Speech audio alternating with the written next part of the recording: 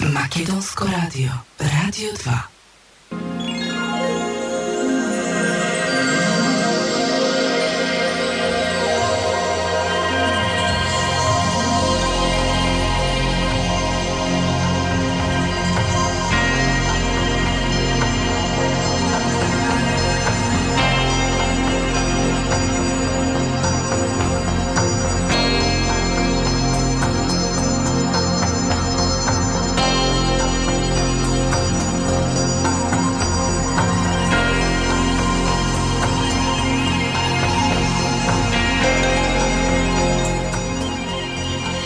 Добро нешто пред 20 часот влегува на нашата голема железна врата и нашиот гостин во студиото Зоран Милчевски.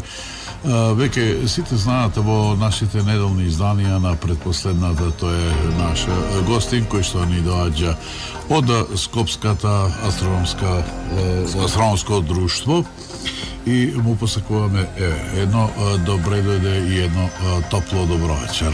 Добро вечер.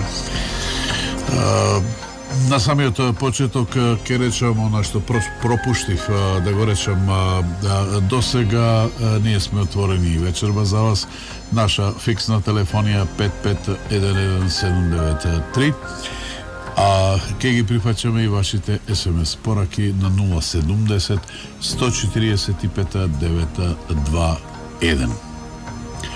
Напред, Зоране, нешто што е актуелно, нешто што ќе разгори мечтата кај оние што се влюбени во настаните од Вселената или она што случува во Вселената или настаните кои и приказките, сказните што ни ги испраќа Вселената до нас. Пред некои 25-30 години, пред 2-3 децении во Русија падна еден метеор. Неодамна беше објавено дека токму тој метеорит поточно е со ликот на Исус Христос и е падната токму во Русија. Кога овој метеорит ќе се постави одредена положба и ако на него се нанесе боја, тој остава отисок на ликот на Христоса. Колку има вистина во тоа и колку е тоа предизвик за истражување кај вас луѓето од Скопското астрономско друштво? Па да, руските научници го видува ликот на Исус Христос на овој метеор кој што е паднал повеќе од 2-30 години овдека на земјата и го објавија, мислам, таа копија од поточно таа фотографија ја објавија во вестник и навистина, мислам, се гледа дека фотографијата е верна некако. Да, верна некако, мислам, го дава баш на Исус во некоја си своја положба како што го знаеме, нели, од филмовите и од слично. Иначе метеорот, овој метеорит бил наречен Богославка, според селото во чија близина е пронеден. И овој лик многу наликува на ликот на Исус од покривот во Торино, значи она познатата црква во Италија. Сега селото Богославка, мислам, се наоѓа во далечниот исток, значи во близината. Селото се нарекува Богославка во близината на Владивосток, значи отприлика едно 200-300 километри западно. Некако како и во името на селото. Па да. Затоа препрашав. Да, Богославка некаде околу 200-300 километри источно од Владивосток, значи некаде близо со границата со Кина. И сега за овој метеорит доста се има, мислам, доста еден период така се молчеше, поготово периодот кога во Советскиот сојуз нели на власт беше комунизмот кој што беше против црквата. И сега метеоритот е железен, значи сега која ќе се постави на некој одредено парче глина, значи така помешано со боја, остава некако си отисок на тајата фигура на Исус Христос. Мислам, сега зашто конкретно дека се работи, мислам, дали е некоја дали е игра на Вселената, мислам, од тој метеорит, затоа што дневно на земјата паѓаат сигурно милиони парчиња, значи започнувајќи од зрно, каорис, па нешто поголеми и се така. Или па дали може да се работи за случајност и дали е можна варијантата малку личел, малку не личел, па го подотерале да личи?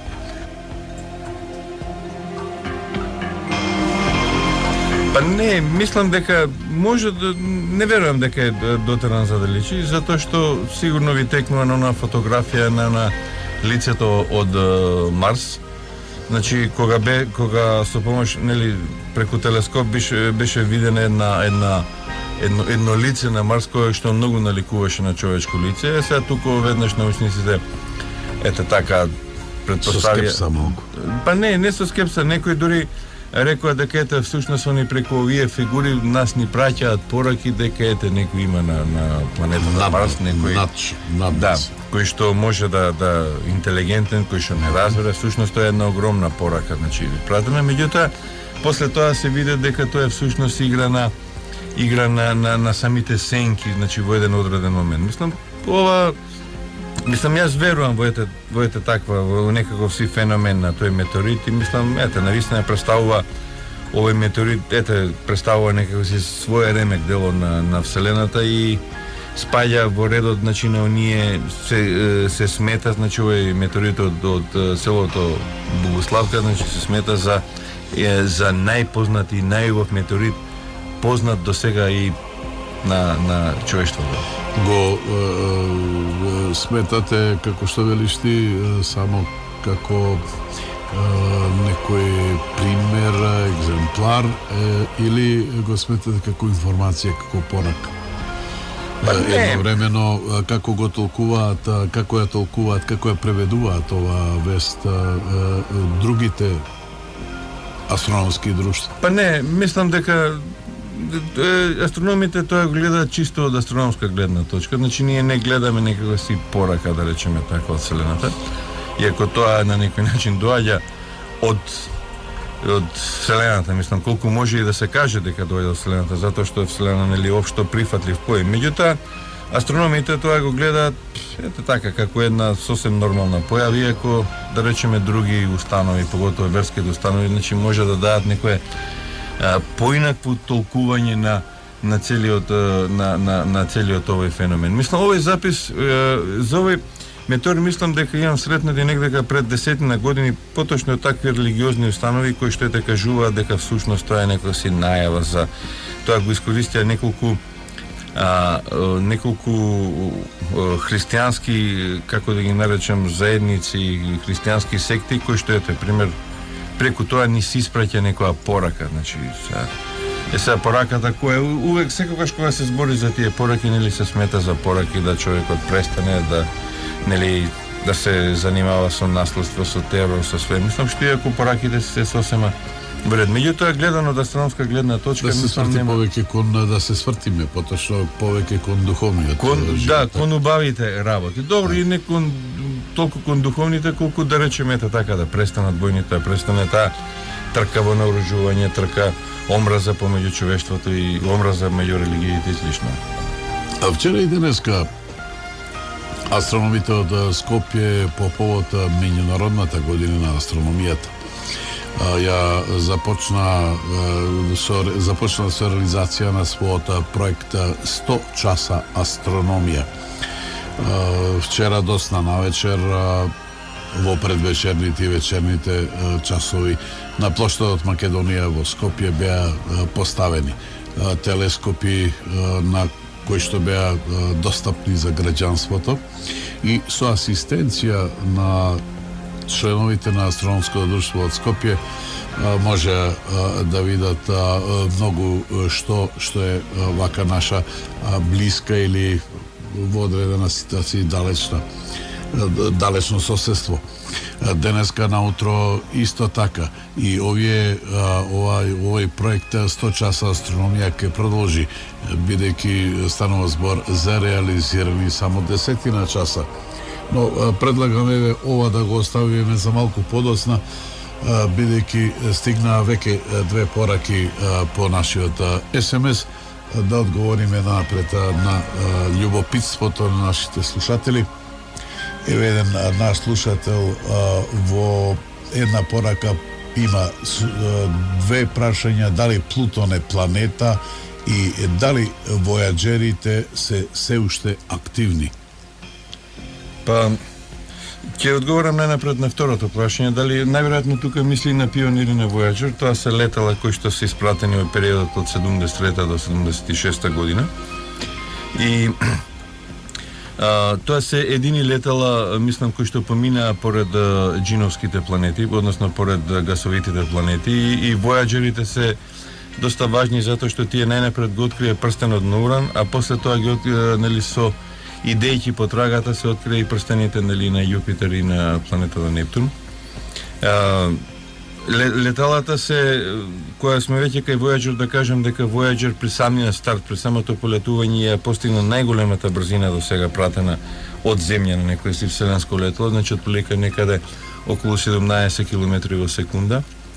Voyagerите се некаде на тука во близината на Кујперевиот појас, значи од на самата граница, односно позади, може да се каже, па добро, околу Кујперовиот појас, значи некаде на околу 13 до 15 милиарди километри од Сонцето. И последен сигнал кој што се доби од, мислам дека беше од Voyager, беше 2002 година, кога беше еден сигнал добиен од него. За Пионир 10 и Пионир 11 сигналите, последните сигнали мислам дека бе 1999 година, мислам пак би сакал да проверам, меѓутоа мислам дека тие се последни сигнали што се примени од нив. Со програмата Пионир и Voyager, значи се смета дека се уште сигнали ќе се добиваат, значи според некои пресметки на НАСА, значи можни се сигнали да се добијат до 2013 година, и после тој период се пролонгира се до 2020 година, кога официјално овие две мисии, значи Пионир 10, Пионир 11 и Voyager 2 завршуваат, значи НАСА ги трга, да речеме така, од листа на ова. Иначе сите летала... Прости ми, само ќе те прекинам за момент, мисля ќе биде конструктивно. Дали станува збор за технички, звучни, тонски, чисто сигнали, кои што одбележуваат дека тие не настрадале во астероидните појаси, дека не се уништени, или пак станува збор за испраќање на сигнали кои што носат некакви пораки, например фотоснимки или не знам што? Не, више тие сигнали, они испраќаат сигнали дека некаде постојат. Дека постојат. Мислам, они астероидниот појас го поминаа, пошто видите, доаѓа астероидниот појас, па доаѓаат джиновските планети. Меѓутоа, они се добива сигнали дека они некаде во Вселената постојат. Значи не може да се добија више ни слики, ни конкретни резултати, ни било какви други информации, но важно е дека леталата се уште не се уништени, да речеме, некој си вселенски отпад што е. И сега сите летала, да речеме, еве конкретно Voyager, мислам дека кон созвездието Биг ќе стигнат прилика за некаде за 4 милиони години. Сега Voyager, Pioneer 10, мислам, према Сириус ќе стигнат прилика некаде за 400 до 500 илјади години, значи он треба веќе и да излезе од нашиот сончев систем. Па не, уште не се, они се на самата граница, да. Не, добро, не е баш уште малку, мислам, сите тие, тоа малку ќе потрае сигурно 600 години. Но сепак е малку.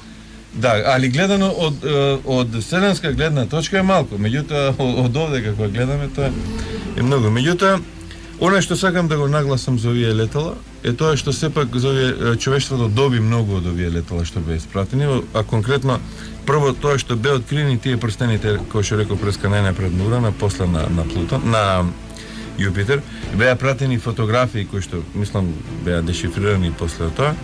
Нели на самите летала на Пионир 10 беше поставено на табла со човек, жена, со положбата на земјата во однос на пулсарите и така натака. После тоа хемиската формула водород како хемиски елемент, да. После тоа во пионирите, во Voyagerите, мислам дека беше испратено порака здраво, како сте, на 100 50-60 јазика. Значи е сега нормално некој си во вселена која ќе го најде да може да предпостави од каде се дојде на тоа летало. Мислам, иако уште кога беа пратени, научниците сметаат дека 99,99% овие летала нема да го дочекаат својот крај, односно после 4-5 милиони години да речеме дека ќе стигнат кон созвездијата Бик или према Сирус. Значи се смета дека ете така они се најверојатно дека ќе бидат во еден тој огромен временски простор, они некаде ќе бидат чукнати од некој вселенски отпад што лута во Надежта останува. Надежта останува сегаш, тој 0,01% е многу поголем. Нешто стори отколку ништо. Да. А сега и за Плутон, дали пошто е планета, дали е Плутон на планета или не? Видете, Плутон сега по ново, мислам 2004 година се направи една нова прераспределба нова, дали Плутон е планета или не. Мислам за мене тоа е едно, што знам, едно непотребно одвојување на планетата Плутон. Не сега на кратко мислам ќе кажеме за оваа планета.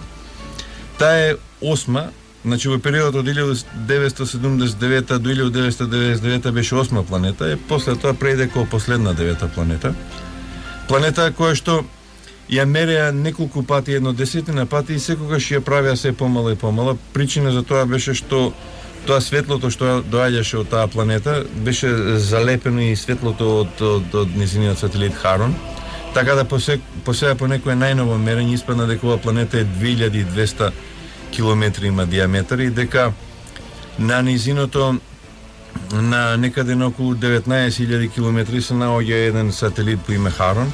Значи, е планета или не е, да бидеме видите, не, знаете што, кога се работи за планети, има он не спаѓа ни во редот на земјаните планети, значи како Меркур, Венера, Земја и Марс, ни како гасовитите планети. Значи се наоѓа со некоја нова распределба и мене не ми е јасна баш која, као некои планети од Плутонов тип или некои мини планети, џуџести планети и сам не знам. Мислам, иако да, во последно време џуџеста планета. Да, иако он да речеме, добро, си постои некои формули за тоа што некое тело треба што некоја планета треба да направи за да биде планета. И така да што знам, мислам... Одговорот е нешто меѓу... Нешто измеѓу, мислам, што се однесува до мене, јас би сакал Плутон да се остане планета, односно на распределба кој што беше направена уште од 1930 година, кога беше откриена, нели, од италијанскиот астроном Томбо. Мислам, Но уште неколку децени веројатно ќе останеме ете така меѓу, па на крајот веројатно и кимнаме конечна дефиниција. 22 часот и 2,5 минути. Со малку за заснување од некои 150 секунди, еве сега најавуваме нашиот хит неделник. Зошто пак да не, може би овој хит се слуша и подалеку од планетата Земја, може би е допадлив на некоја интелигентна групација која што, или за која што подобро речено, ние се уште не знаеме. Во нашето студио Зоран Милчевски од Скопското астрономско друштво. Рековме веќе на самиот почеток, сакаме да ја одбележиме нивната акција и таа заслужува внимание 100 часа астрономија по повод меѓународната година на астрономијата. И по тој повод, сношни навечер на плоштадот Македонија имаше инсталирано неколку телескопи, граѓанството, сите љубопитници, љубители на тајните, мистиката, загадочноста на Вселената, има можноста да дзирнат малку подалеку од она што како можност им го создава окото. Како изгледаше овој настан? Па, не напред да објасниме 100 години овој зашто е токму 2009 година астрономијата. Значи се обележува 400 годишнина од кога за прв пат Галилеј нели го има свртено телескопот према небото, значи и 400 годишнина од донесувањето на трите Кеплерови закони кои што представуваат основа во самата астрономија. Сега еден од настаните, нели, со кои се обележува меѓународната година на астрономијата и проектот 100 часа астрономија. Значи и овој настан е глобален настан, значи во целиот свет. И покрај останатите и Скопското астрономско друштво, нели, се приклучи кон овој настан, така да синоќа, значи во периодот некаде од после 18 часот, значи пред да се стемни, Скопското астрономско друштво излезе со телескопите на площадот во Скопје и на самите граѓани, на самите посетители, на самите љубители на астрономијата им овозможи најнапред да видат месечината, значи, а нешто подоцна, значи, од прилика кога се јави некаде околу 9 часот, значи, да се наблюдува и планетата Сатурн. Послужи времето. Да, времето послужи, едино што не послужи е тоа што мал број беше на планетите. Значи, беше само Сатурн тука кој што можеше да се наблюдува, не можеше другиве планети, да речеме Јупитер, Марс или па воглавно и тие, мислам другите не би можеле. можеле. Имаше ли интерес? Па имаше преку 1000 луѓе. Wow. Имаше преку 1000 луѓе, мислам љубители кои што така сака да погледат низ телескопот. Мислам особено беше се разбудили кај нив мечта. Па ние излегуваме стално на площадот и мислам дека кај луѓето постои таа желба да се запознае така повеќе Вселената. И мислам така времето послужи, имаше навистина доста голем број луѓе кои што има можност да видат месечината и планетата Сатурн. И денеска предпладна имав. Да, и денеска предпладна исто така во градскиот парк. Скопското астрономско друштво излезе со своите телескопи, нели, и се врши наблюдување, нели, низ посебни филтри, се врши наблюдување на сонцето. Значи, со тоа што имаше некаде околу 300-400 така отприлика љубители на астрономијата кои што има можност да го видат сонцето, мислам преку овие затемнето, преку овие филтри, да ги видат сончевите пеги, значи и со тоа да добијат си некаква информација како настануваат тие пеги, колку е периодот на нивното трајање, значи и така. Мислам вакви акции Скопското астрономско друштво и во наредниот период, особено кога деновите се така ќе бидат погодни, мислам сега дали на площадот, дали на градскиот парк или на друго некој може наводно да биде згодно. Па да, може и наводно. Ние сме иделе наводно. Обично последното затемнување на месечината, пошто се паѓаше во рани сати некаде. Скопското кале исто така би била добра позиција. Да, и на калето имам идено пред 2-3 години, мислам оттаму исто гледавме. Мислам сите тие локации тука што се така колку толку потемни. Мислам площадот е пак најмал се одговара од причина што таму има многу светла. Значи, обично калето или водно е позгодно за таа работа, меѓутоа таму нормално има и мал број на луѓе, посетители. Кои се најчестите прашања што ги поставуваат скопјани? Што е тоа што би биле топ 10 прашања? Па добро, зависи од тоа што како се наблюдува. Пример, ако се гледа Сатурн конкретно, се интересира за растојанието, колку е оддалечено, од што се состои планетата, зашто да речеме постојат тие прстени на Сатурн, не постојат на Земјата или не постојат на ова. Ако се наблюдува Марс, пошто Марс е црвена планета, нели се поставува прашањето зашто оваа планета е црвена, мислам од каде потекнува бојата. Црвената боја на планетата. Ако се наблюдува месечината, мисламе кој кратер е тоа, дали каде се спушти Аполо, каде се спушти, а што. Обично месечината е многу интересна кога се наблюдува терминаторот, значи терминаторот на граница помеѓу светлото и темното, и тоаш можат да се забележат и сите оние планински венци што се планини што се на самата. А пројавуваат ли скопјани желба да се качат на Марс или некаде на некоја друга планета? Па видите, секогаш постои таа желба.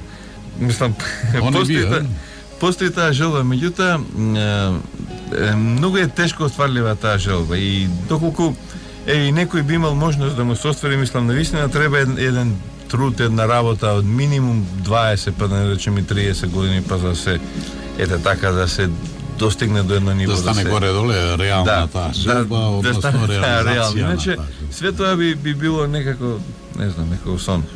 Сега е се уште сон. Да се свртиме повторно код нашите СМС пораки. Еве уште едно прашање, дали едно, дали две, само да го прочитам, па ќе видиме колку време е едно ќе да е. Колку време во просек е работниот век на сателитите? Па Па во зависност, видите, постојат не неколку, односно две врсти на сателити постојат. Значи, оние активни и пасивни сателити што се наоѓаат околу земјата, значи. Сега во моментот бројот на сателитите некаде преку од 3 до 5000 парчиња. Значи, се оно што кружи околу земјата, а што е изработено од човекот е вештачки сателит. Значи, земјата има еден природен сателит само. Сега, они рекол се двојат на активни и на пасивни. Човештвото и развиените земји гледаат што повеќе да испратат повеќе оние пасивни сателити. Тоа се оние сателити кои што имаат за задача да одбијат некаков сигнал и да го пратат кон некој одредено место. Значи, тие сателити се најпрости за најевтини се. Едноставни. Едноставни се, да. Так, и најмалце се расипуваат. И обично, што се прави со овие сателити? Ако првата космичка брзина нели е 7,9, овој сателит се залетува со нешто поголема брзина, значи побрзо да орбитира околу земјата и со тоа да избегне на гравитационо приближување на земјата и што подолг период да трае. Значи, вакви сателити отприлика може да траат, да речеме, и по 20, 30 па и повеќе години. А оние активни сателити што се, значи оние сателити кои што внатре имаат некоја по-софистицирана опрема, значи тие се и подложни на некакви си кварови, да ги речеме, дефекти, значи, што се во Вселената. И сега еден таков дефект чини многу. Дури на некои одредени сателити не вреди ни да се праќа некое летало. Најамбициозен сателит и најамбициозен проект што се било кога пратен од Земјава е Хабловиот вселенски телескоп, значи кој што беше пратен 1990 година. Меѓутоа, одма после тоа се откри една грешка, хроматска аберација кај на самите огледала кај Хабловиот телескоп и декември месец 93 година беше пратен шатлот со задача да изврши промена на тие огледала. Значи, сето тоа кошташе многу. Меѓутоа, американците, односно НАСА, вложи огромни средства во овој телескоп, така да она прати и луѓе кои што има едно 2-3 излегување надвор од орбита и кои што ги извршија замена на овој сателит. Замена на тие огледала. Сега што се однесува до староста на овие сателити, вакви активни сателити, значи некаде 10 до 15 години. Значи самиот Хабл требаше некаде рок на трајање му беше до 2005 година. Сега све ова што го работи, оно на некој начин му се продолжува векот на трајање. Меѓутоа најверојатно дека уште 1 до 2-3 години и после тоа ќе најверојатно он ќе заврши као мир што беше спуштен на земјата. Значи ќе заврши во Пацификот отприлика. Значи рок на трајање на овие активни сателити е некаде од 10 до 15 години. После тоа замира нивниот век на трајање. Верувам дека нашиот слушател е задоволен со овој одговор. Ке придодадам, да речем, уште едно прашање, кога станува збор за сателитите. Постои ли сателит кој што во својата опрема има, да речеме, и некој музички плеер во него? Па, не знам. Не знаеш. Најверојатно би може, мислам, тоа е најмал проблем да се Ма има или нема, не велам дали е проблем. Нема, па ке го испратиме ние од Радио 2, лансираме горе еден музички сателит во блиска иднина, а сега за сега од нашата режија.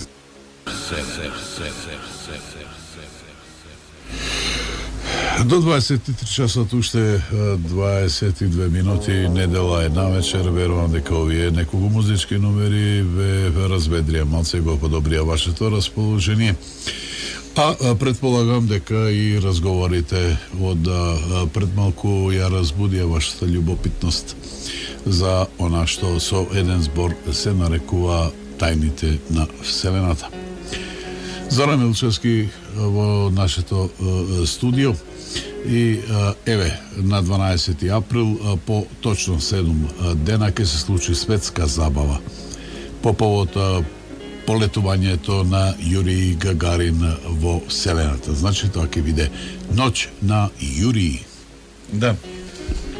Јуриј Алексеевич Гагарин, значи полета на 12 април 1961 година, значи точно пред 58 години. А како вчера да беше? Пред не 58, 48 години. 48 години и значи ја понесла на целата слава на светската астронаутика. Вселенската историја Да. на еден начин, да. Па да, и мислам Јури Гагарин не беше познат само во Советскиот сојуз, он беше познат и во Соединетите американски држави, или тогаш најголемиот ривал на Соединетите американски држави.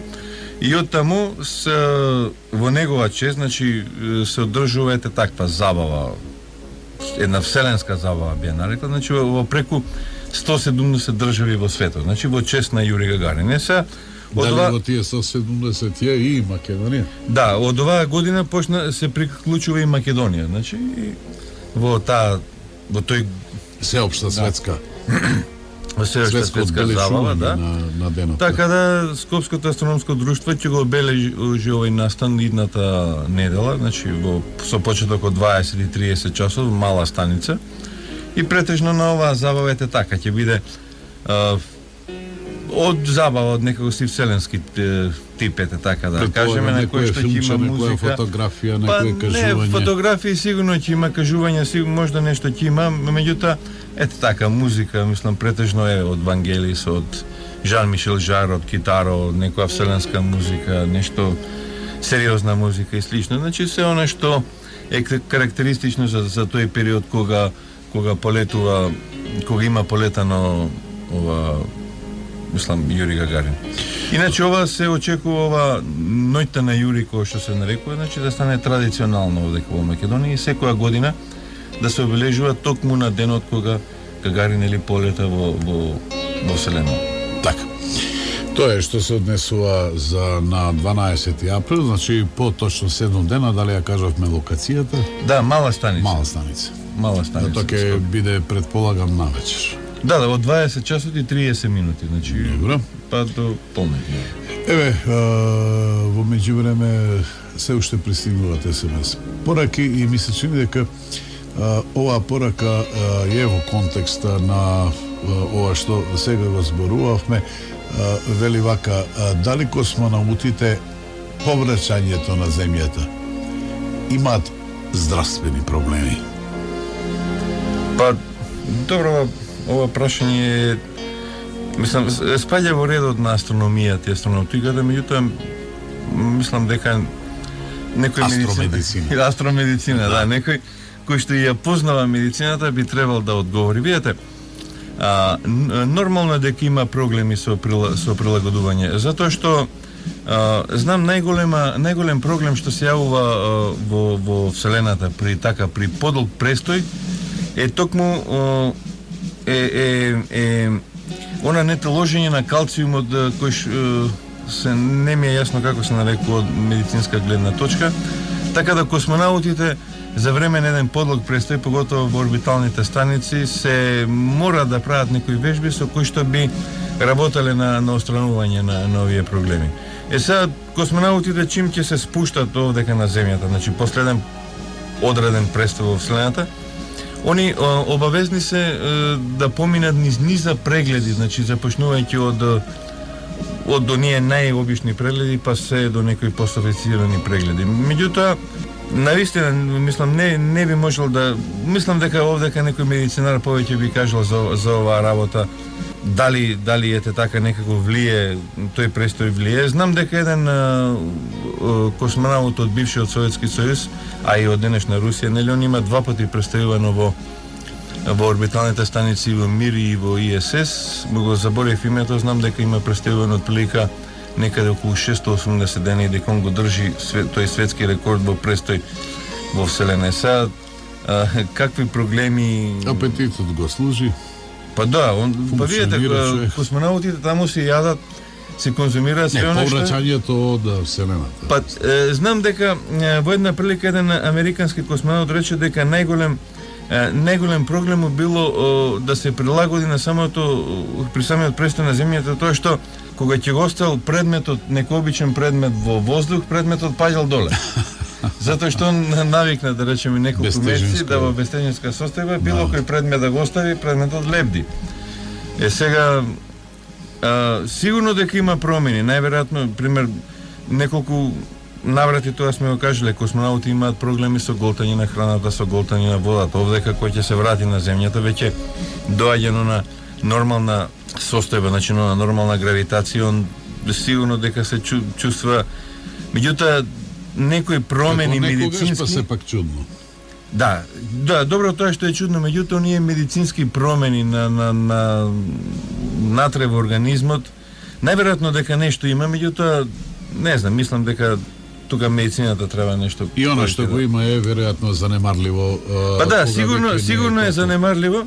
Сигурно е занемарливо, мислам затоа што не би се испраќало тек така луѓе, мислам така кои што представуваат еве денеска, да речем има космонаути кои што не е проблем и со месеци да представуваат. Значи не е како кога бил испратен Јури Гагарин, мислам Јури Гагарин бил навистина си некако со свој феномен да ги издржи тие 108 минути што летал. Мислам денеска е многу полесно тоа. Меѓутоа мислам дека сепак има некои промени во организмот, меѓутоа не знам, повторно ќе кажам, не ми се баш најасни за што и какви се работи. Така. Неколку пати беше најавувано лансирање на обсерваториите Хершел и Планк, но еве повторно се одложени. Па да, видите, Хершел и Планк, значи обсерватории. Мислам да кажеме кој е Планк, кој е Хершел. Хершел е астрономот кој што 1781 година, мислам дека кој што ја откри планетата Уран, и он тражејќи и барајќи астероиди, мислам да напомнам дека има откриено преку 700-800 астероиди. Сега он идејќи по трагот на овие астероиди, он случајно открива планетата Уран и во негова, мислам, и затоа е во негова чест и ова обсерваторија наречена една Хершел.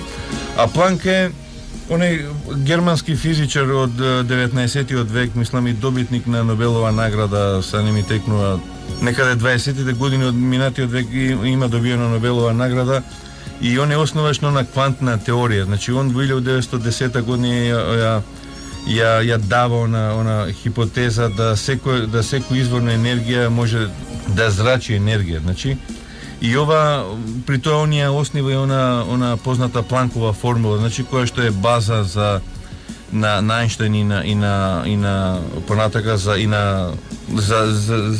разработка, нели, на се она што ги има постигнато Ајнштајн. Сега овие обсерватории беа закажени, беше договорено, значи, од космодромот во француска Гвајана, значи космодромот на Европската вселенска агенција во Горут да биде лансиран на 1 април. Меѓутоа, поради некој си проблем на софтверите во самата ракета, значи дојде до отложување на ова лансирање. Значи и лансирањето е презакажено за некаде за 16 април.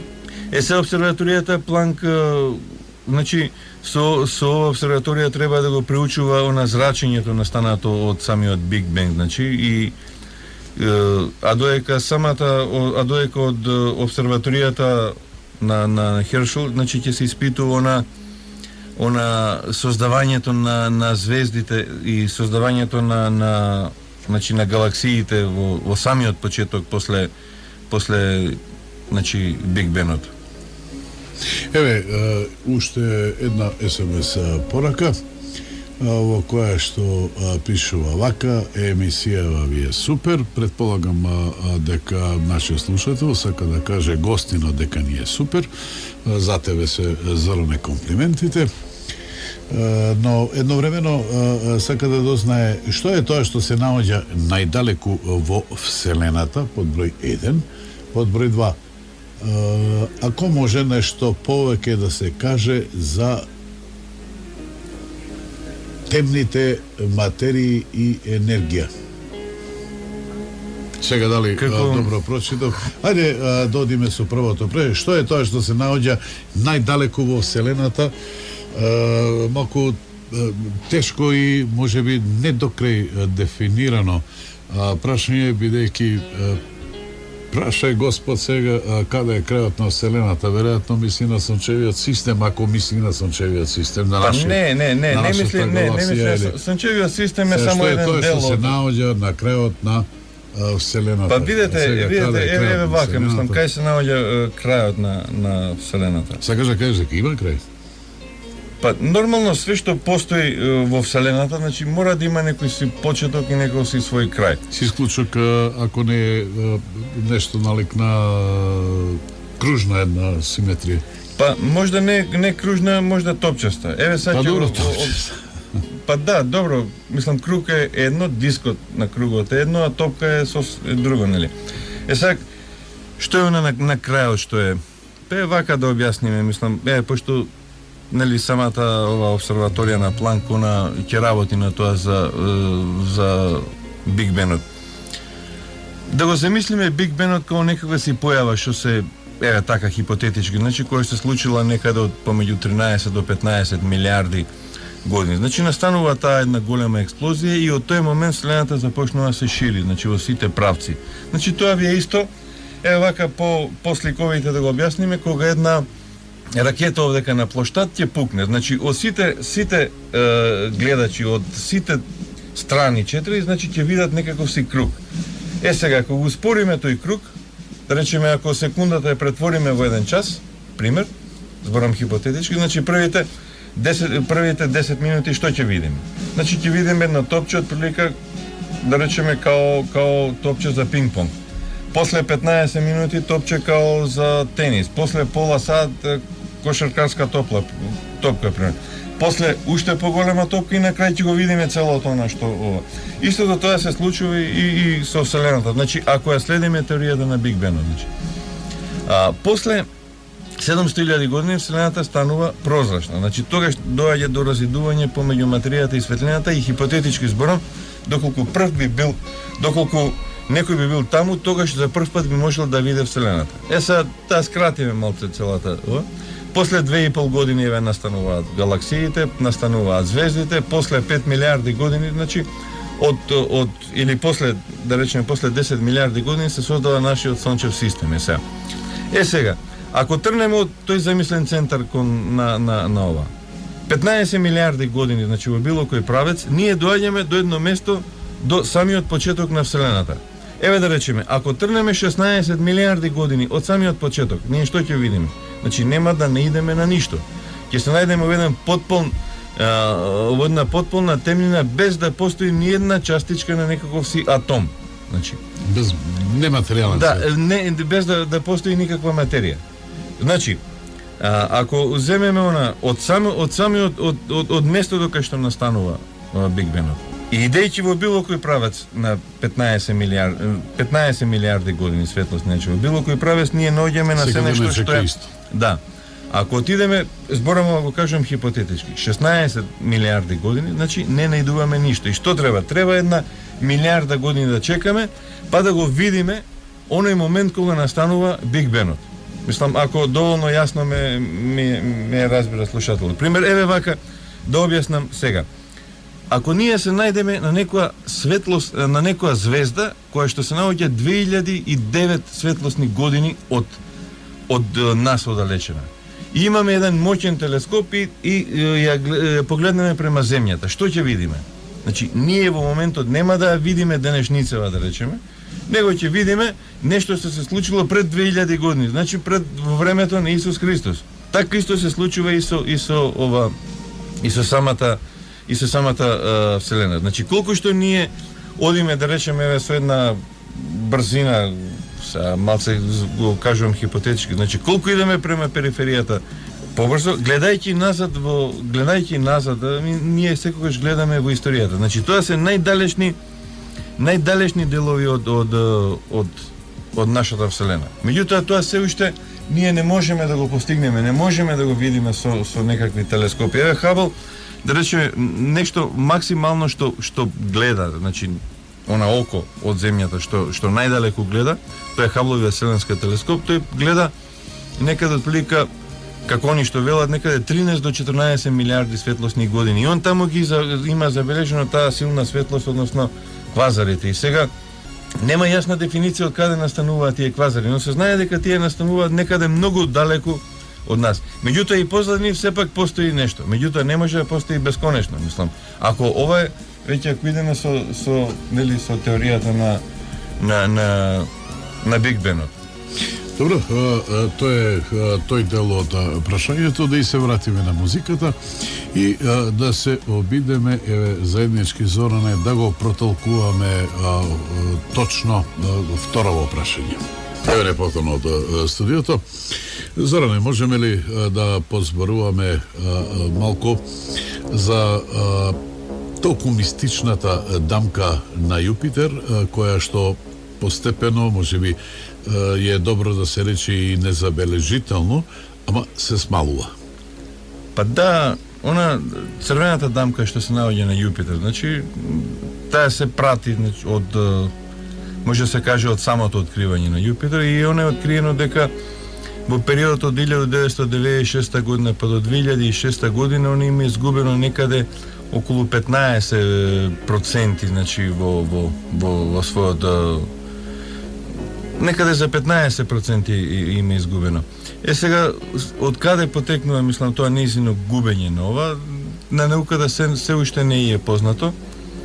Астрономите, велам, со години ги посматраат овие облаци на големата црвена дамка што се наоѓа. Иначе тие облаци се составени претежно претежно во тој дел се наоѓаат, значи, ветрови, ете така да ги кажеме, значи овдека по наше, кои што се движат некаде и со брзина од околу 650 км на час. Значи, која е причината за нивното настанување? А уште поголемо, која е причината за нивното така мистериосно губење? На науката не е познато и доколку оди се ова со ваков редослед, значи на смелување на дамката, се очекува некаде до 2040 година дамката да стане едноставно да стане една мала црвено кругче на планетата Јупитер. Иначе во самата црвена дамка би можеле да сместиме некаде околу 3 до 4 диаметри на планетата Земја. Така. Северна Кореја, севернокореанците лансира неодамна сателит во Вселената. Која е неговата мисија и како помина лансирање? Па не неодамна. Северна Кореја денеска по наше време, значи лансираше еден сателит кој што ние така го нарекува дека е телекомуникацијски сателит со и во орбитата треба да понесе некој си телекомуникацијски сателит, меѓутоа нешто се работи околу ова е ете така една чиста политичка провокација што ја прати, што Северна Кореја ја прави во однос на останатите држави, значи во тој регион, значи претежно према Јужна Кореја, према Јапонија, према Соединетите Американски држави и слично. Значи Северна Кореја од двете останати држави, значи низините ривали, значи Јужна Кореја и Јапонија се заканија доколку овој сателит биде пратен преку нивна територија, односно оваа ракета би ја прелета нивната територија, они ќе одговорат на тоа со тоа што ќе го уништат овој сателит. Меѓутоа денеска по 11 часот и нешто по корејско време, по севернокорејско време, а 3 часот по наше време, значи беше лансиран овој телекомуникацијски сателит. И како што корејците рекоа дека успешно бил лансиран, дека сателитот се наоѓа веќе во орбита, сателитот ја прелета територијата и на север и на Јужна Кореја и на Јапонија, меѓутоа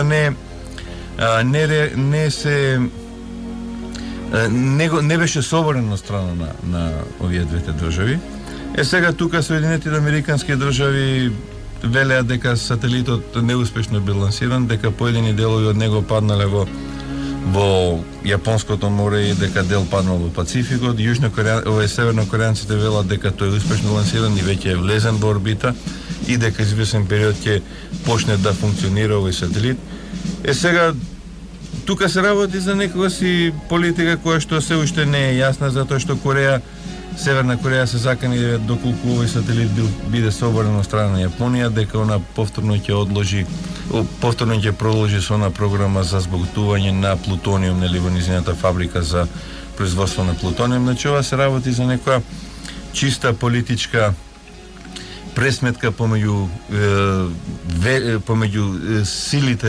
велесилите во светот. Значи мислејќи тука на Соединетите Американски држави од една страна и Русија и Кина од друга страна, затоа што видете она што сакам да го нагласам, еден таков сателит, значи па и опрема за збогатување на ураниум, мислам дека мал број на држави во светот го прават, значи а меѓу тие држави сигурно не е Северна Кореја, затоа што Северна Кореја не е во состојба тоа да го направи, значи нејзе некој го дал, нејзе тој го наметнал тоа да го направи, за да ете така направи некоја провокација и да се добијат некакви си политички поени на едната или на другата страна, мислам.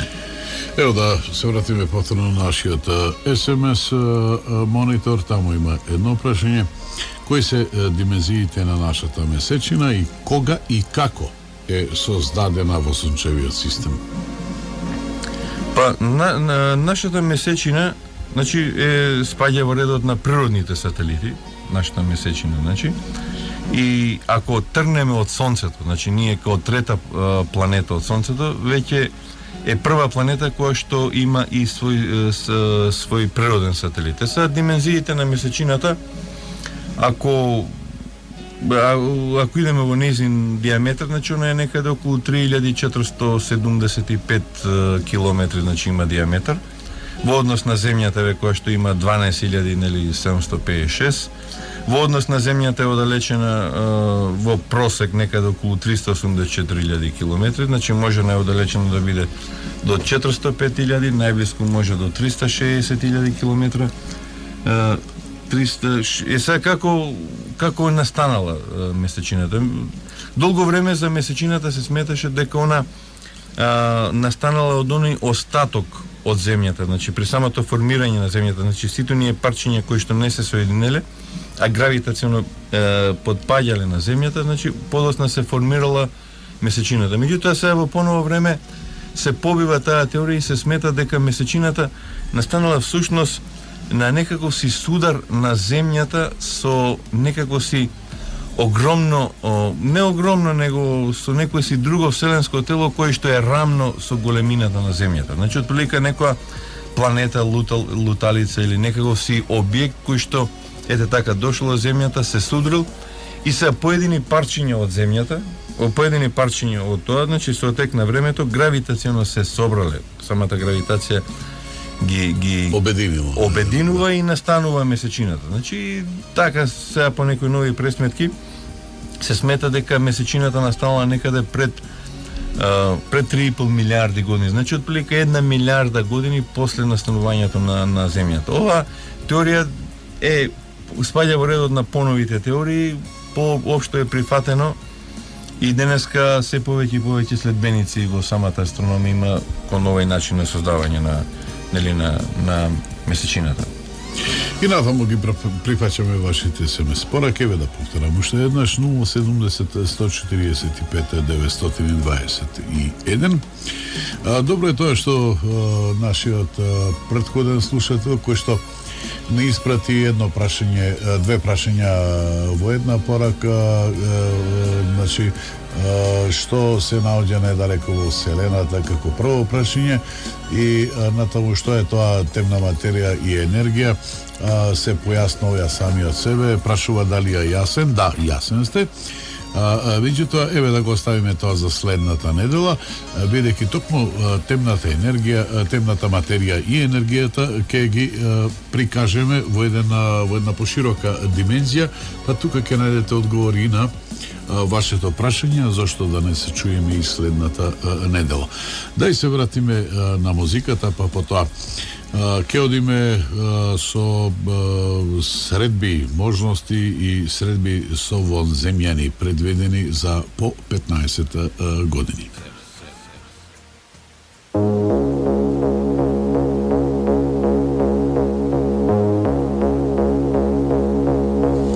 Дваесет 3 часот и 32 минути и ова е наше последно огласување од студиото, а на тема Вселена. Рековме нешто за димензиите на месечината и како е таа создадена, нали, во нашиот сончев систем, веќе појаснивме.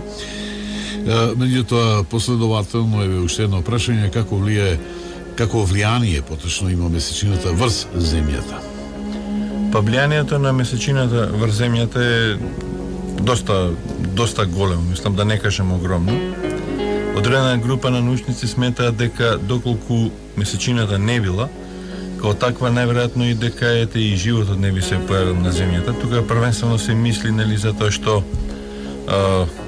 животот као таков, нели, као ние денеска што го познаваме, најнапред се развил во морето и, нели, и океаните и самата плима, нели, за прв пат ги повлекува на сувовете, така да кажем, тие некакви си мини клетки, организми, бактерии, и сега 99% од тие бактерии изумреле, меѓутоа 1% останал кој што ете така го продолжил тој процес на некаков си живот од кој што настанал денешниот живот. Мислам, оваа теорија доста држи и има се повеќе и повеќе присталици овдека на земјата. Сега ние знаеме дека сите тела во вселената, нели, заедно се прелекуваат, потука постои и, нели, се прелекуваат, си постои она средба помеѓу земјата и месечината. Значи ние привлекуваме месечината да орбитира околу нас и она отприлика некаде за 28 дена орбитира околу земјата. Значи мислам се врти прави еден целосен круг, меѓутоа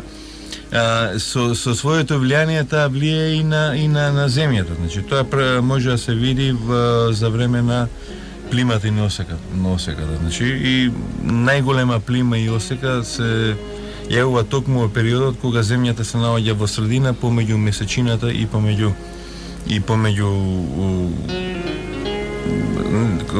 најголема плима и осека кога земјата ќе се најде во средина помеѓу сонцето и месечината. Значи тоа е една работа. Друга работа е тоа што месечината низ историјата на многу на некаков индиректен начин служила као репер за некако си време бројање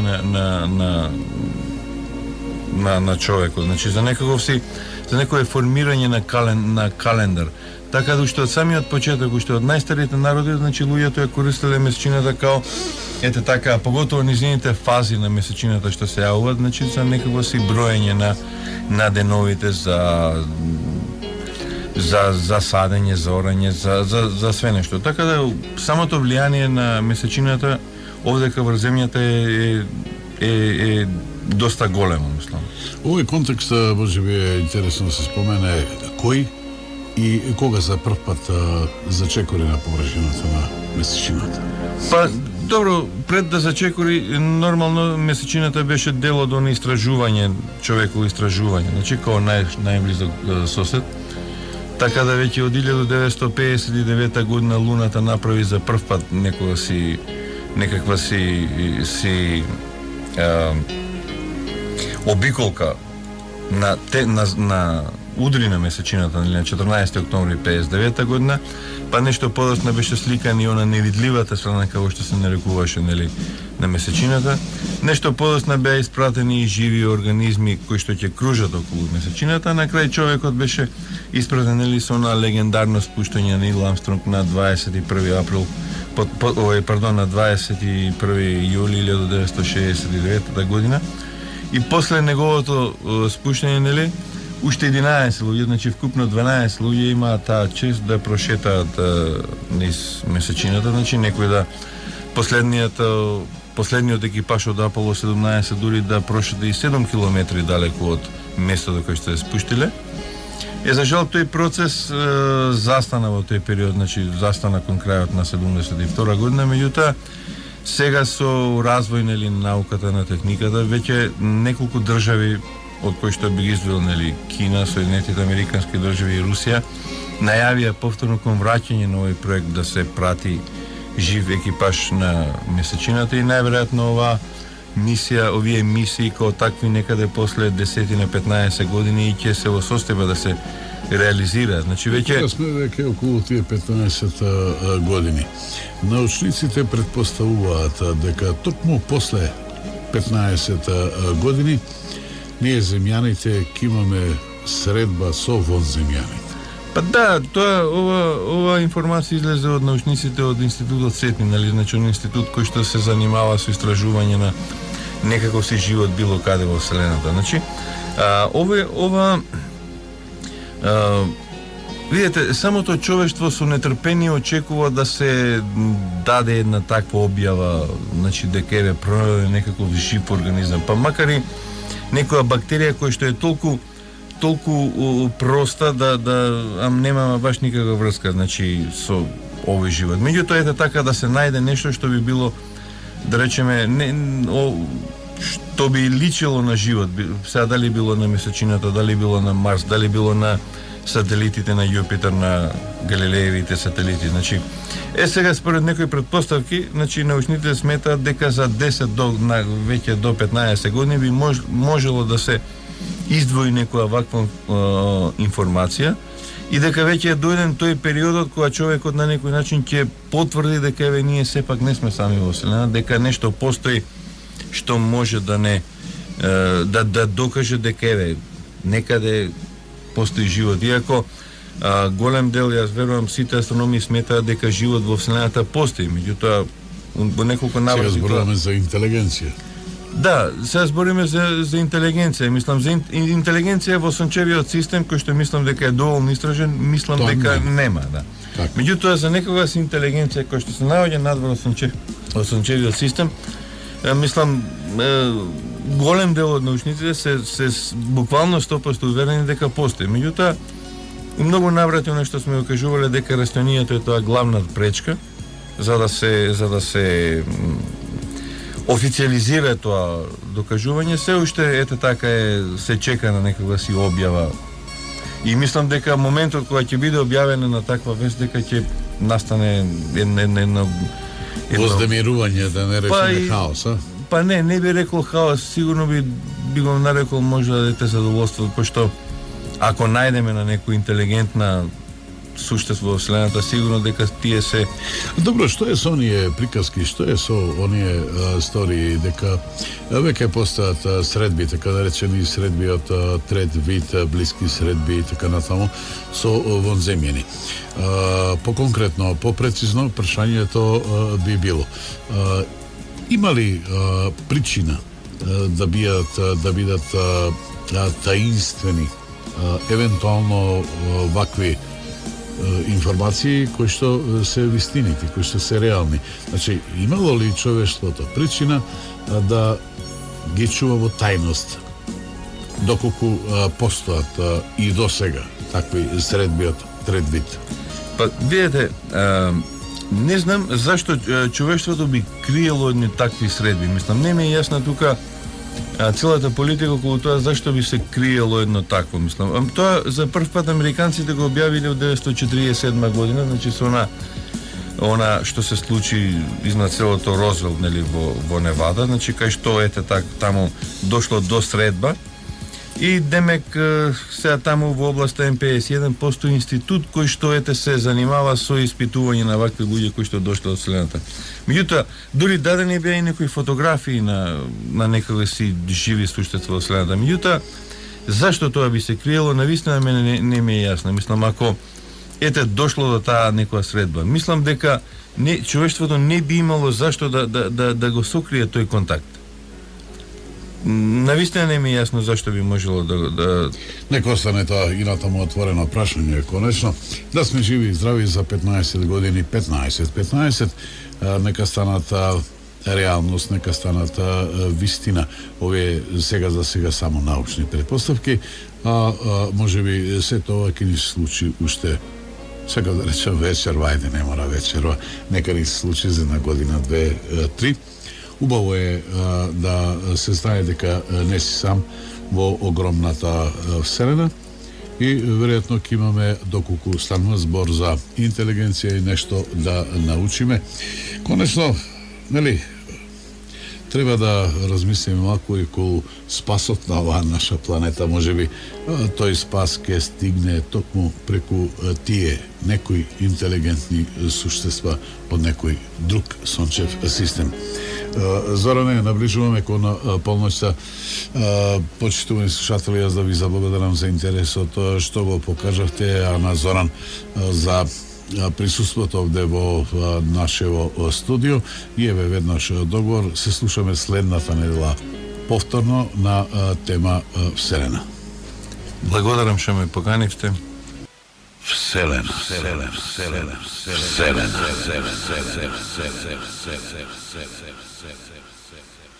Македонско радио, Радио 2.